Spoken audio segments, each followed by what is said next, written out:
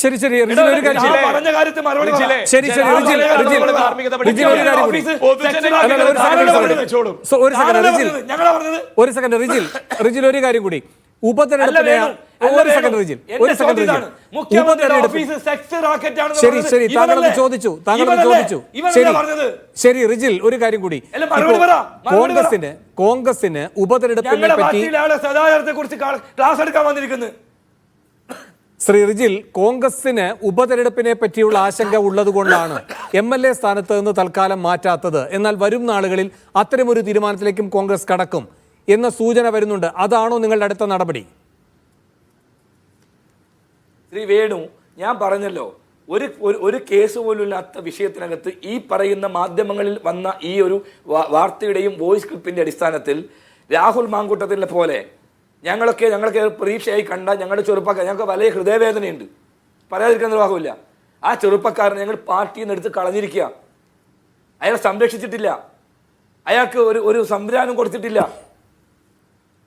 പല ആളുകളും ഈ വിഷയത്തിനകത്ത് പല അഭിപ്രായമുണ്ട്. അയാളെ ഇന്നലെ ഒരു കാര്യം കൊണ്ടുവന്നിട്ടുണ്ട്, ഈ പറയുന്ന പലരും നടത്തിയ ഗൂഢാലോചന. ഇപ്പൊ BJPയും CPയും ഒന്നല്ലേ, CJP അല്ലേ അവിടെ പാലക്കാട്, ഇവർ ഒന്നിച്ചല്ലേ ഈ പറയുന്നവനൊക്കെ.